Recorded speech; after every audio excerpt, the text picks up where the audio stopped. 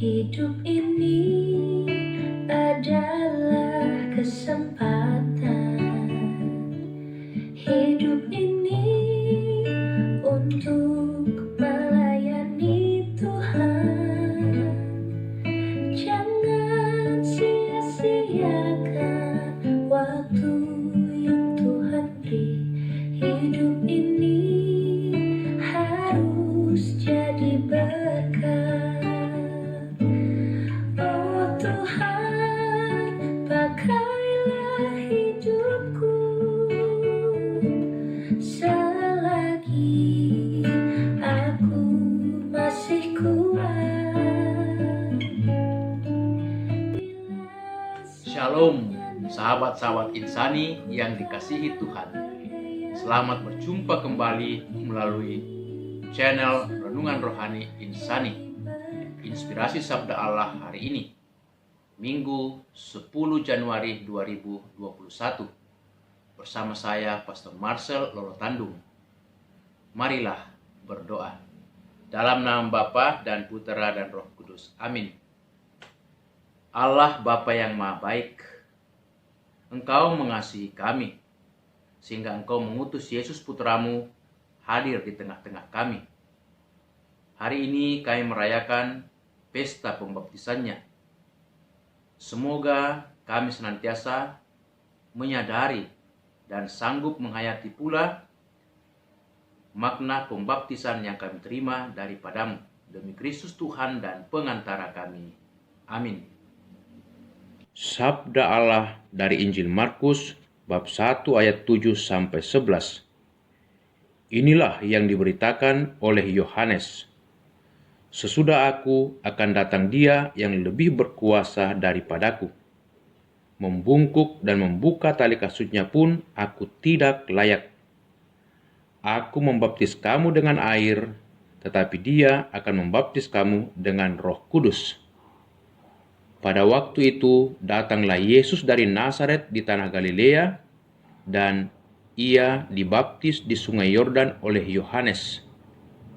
Pada saat Ia keluar dari air, Ia melihat langit terkoyak dan Roh Allah seperti burung merpati turun ke atasnya. Lalu terdengarlah suara dari surga, Engkaulah anakku yang kukasihi, kepadamulah aku berkenan. Demikianlah Injil Tuhan. Sahabat-sahabat insani yang dikasihi Tuhan, hari ini gereja merayakan pesta pembaptisan Tuhan Yesus. Barangkali kita bertanya, mengapa kita merayakan pesta ini? Bukankah Yesus itu adalah Sang Mesias, penyelamat kita? Mengapa Ia mesti dibaptis? Bukankah Dia terurapi oleh Allah, Bapanya di surga? Inilah juga yang menjadi penyataan atau pertanyaan daripada Yohanes Pembaptis. Akulah yang harus dibaptis olehmu, dan engkau yang datang kepadaku? Jadi Yohanes Pembaptis mempersoalkan sesungguhnya. Seakan-akan dia menolak untuk membaptis Yesus. Tetapi Yesus mendesaknya, sebab dua alasan utama yang mau dikatakan lewat peristiwa pembaptisan Tuhan Yesus ini, baik oleh Yesus sendiri maupun juga oleh gereja. Alasan itu adalah, pertama, supaya dipenuhi sabda atau kehendak Allah, seperti yang dikatakan dalam Injil Matius bab 3 ayat 15. Biarlah hal itu terjadi, karena demikianlah sepatutnya kita menggenapkan seluruh kehendak Allah. Jadi memang pembaptisan Yesus ini supaya kehendak Allah, firman Allah terpenuhi. Itu alasan yang pertama. Allah menghendaki peristiwa pembaptisan ini. Alasan yang kedua adalah karena Yesus mau menyatakan secara publik, secara resmi, bahwa Ia kini tampil di hadapan umum. Maka Dia datang kepada Yohanes menyatakan bahwa saatnya untuk memulai tugas perutusannya di tengah-tengah masyarakat di tengah-tengah dunia ini. Itu yang menjadi alasan pokok sehingga Yesus datang kepada Yohanes Pembaptis untuk dibaptiskan.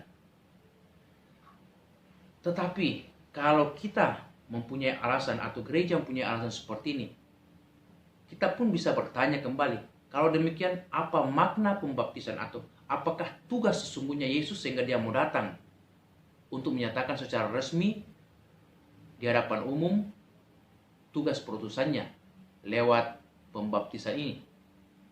Tentu ada makna yang paling mendasar yang bisa kita renungkan lewat peristiwa ini. Bahwasanya peristiwa pembaptisan Tuhan Yesus itu adalah suatu identifikasi akan pribadi Yesus, bahwa dia datang ke tengah-tengah kita dengan sikap yang rendah hati. Dia mau hadir, dia mau tinggal di tengah-tengah kita, bahkan dia mau turut itu merasakan bagaimana pergumulan perjuangan kita, sehingga ia mengatakan, aku datang bukan untuk dilayani, melainkan untuk melayani. Jadi Yesus punya prinsip hadir di tengah-tengah dunia ini untuk melayani, bukan untuk dilayani. Sikap yang sangat rendah hati dari Yesus. Walaupun dia putra Allah, walaupun dia adalah yang terurapi, tetapi dia mau datang untuk melayani semua orang. Terlebih lagi mereka yang terbuka dan yang percaya kepada Yesus. Itu makna yang pertama, pembaptisan Tuhan Yesus. Makna yang kedua, bahwa Yesus mau hadir di tengah-tengah kita dengan sikap solidernya. Dia mau datang membela dan melayani kita. Terlebih membela orang-orang yang tertindas, orang-orang yang diperlukan tidak adil, dan bahkan mau menolong, membantu orang-orang yang susah, menderita, lapar, haus, sakit. Bahkan orang yang mati sekalipun juga, itu dia bertindak untuk menghidupkan. Jadi pembaptisan Yesus ini sangat dalam maknanya. Mau mengungkapkan arti daripada identitas Yesus sesungguhnya sebagai putra Allah yang rendah hati, putra Allah yang sangat bersikap solider terhadap dunia, terhadap manusia. Mengapa Yesus bersolider dan mengapa dia bersikap rendah hati? Karena itulah pribadi dia, dan karena dia sangat mencintai kita manusia, dan juga karena ketaatannya kepada Bapa di surga. Nah, saudara-saudari, peristiwa pembaptisan Tuhan Yesus sebenarnya juga mau mengajak kita untuk bersama-sama merenungkan makna daripada peristiwa pembaptisan kita.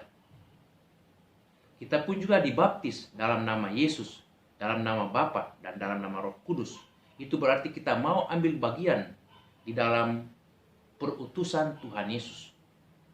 Dan lebih daripada itu, kita mesti menyadari bahwa melalui pembaptisan kita, kita dipulihkan dari segala dosa kita, terutama dosa asal. Karena dosa asal, dosa Adam, nenek moyang kita yang pertama mengalami kedosaan itu, kita juga terpengaruh atau terkena dosa ini. Sehingga hubungan kita dengan Allah terputus atau relasi kita dengan Allah rusak. Kita tidak mempunyai masa depan surgawi, kita tidak punya keselamatan.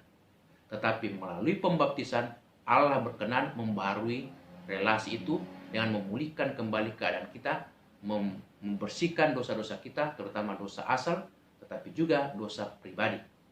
Dosa apapun yang kita miliki, yang telah kita lakukan, dipulihkan oleh Allah lewat pembaptisan. Ini luar biasa ya, pembaptisan yang Tuhan berikan kepada kita.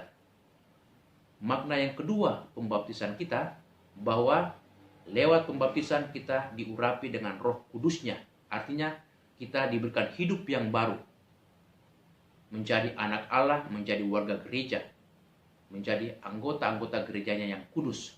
Bukan berarti kita tanpa dosa, tetap kita punya kemungkinan untuk melakukan kesalahan dan dosa, tetapi kita dikuduskan oleh Allah, diangkat menjadi putra dan putrinya, diangkat menjadi warga gereja. Itu berarti kita harus tampil mewakili gereja, menyatakan perutusan Yesus di tengah-tengah dunia.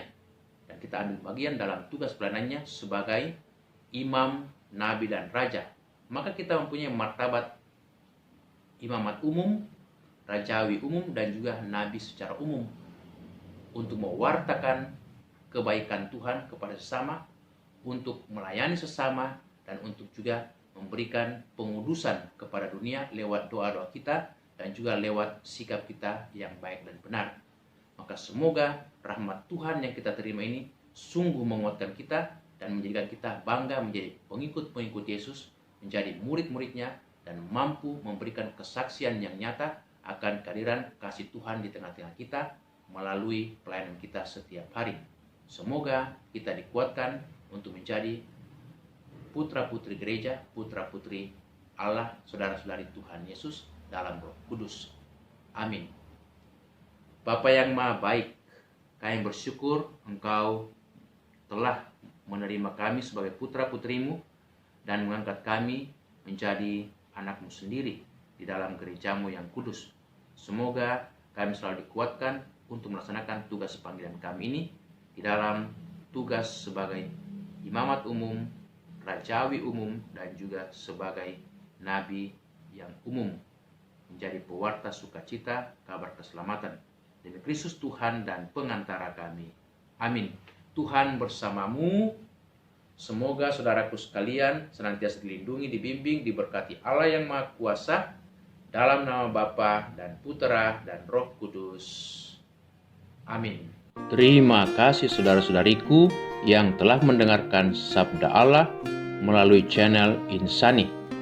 Semoga saudara-saudariku bersama dengan segenap keluarga selalu dijaga, dilindungi, dan diberkati Allah dalam setiap aktivitas dan pelayanannya. Amin.